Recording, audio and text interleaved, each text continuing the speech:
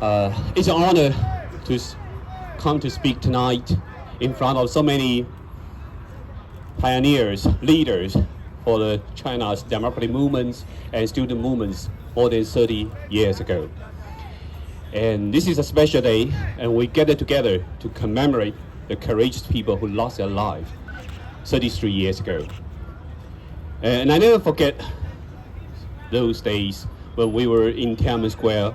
Never forget the moment that students lost their lives. I never forget the moment that students' head were crushed by the tank in the Tianamen street on the morning of June 4th. Never forget it in my whole life. So today we come together again, not just to memorize their sacrifice. I think we need to remember their courage. The flame never be quenched, even though the Chinese government try very, very hard to suppress it, try to kill the little hope in Chinese people for under decades of dictatorship under the communist regime. But I think the flame is still alive. And right now, it's a very critical historical moment that more Chinese people, more people worldwide need to be united to further expose the crime of the Communist Party and to defy the dictatorship and bring more hope to Chinese people.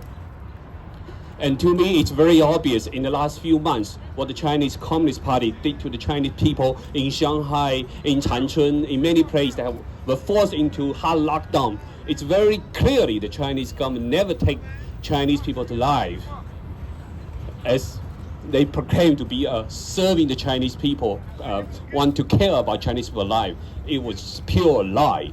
And they pretty much took off the veil in the last few months. And many, many Chinese people see very clearly. The Chinese government treat them like cattle. The so-called pandemic control, it's like treating an outbreak in the cattle. Whenever you've identified an outbreak in the cattle, you just took people away. It doesn't care about any secondary disasters, right? You can quarantine people, isolate the animals, right? You can disinfecting the farmhouse, and then that's exactly what the Communist Party did to the Chinese people. They moved people out of their house, forcibly enter people's household to do disinfections, and then they take people back. And what is the result of the nuclear acid test means to Chinese people? It's like Chinese people paying for a protection fee to the mafia. Right now, if you don't have these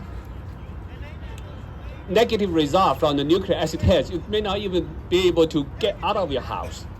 It basically is a fee that you pay to the mafia. The Chinese government has already turned the society into a big mafia society. They run it like that. And in the last few, not just few months, last 2 years, they intensively practice the great management process, surveillance technology, big data analysis. They turn the China society into a complete digital dictatorship, and Chinese people lose their rights, basic rights, very easily. Any moment your digital code turn into red, you may be locked down at home. You may not be able to go to your work. You may not get any income to support yourself. That's how the Chinese government take care of Chinese people. And I think we need to be very, very clear. The Chinese government already pushed the Chinese society in such a terrible state. The Chinese people just being treated like animals.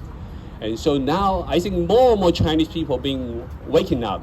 More and more Chinese people try to find all kinds of tools to jump off the firewall to get more object information from outside China.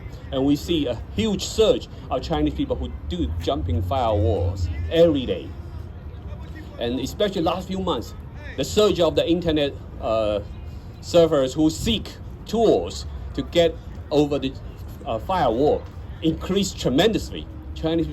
More and more Chinese people are waking up, and this is a great time. The more Chinese people overseas, more people worldwide, we come together, we united together, we let the Chinese people know what's exactly happened inside China. How were they being treated like slaves, like animals inside China? Don't believe that the Chinese government's false promise that China will have a transformation into a democratic society, and don't believe the illusion of engagement policy. I think it's a time that every people have a good conscience waking up, and we united, let more people see China will only have a great future when the Chinese Communist Party collapses, when the Chinese Communist Party don't exist.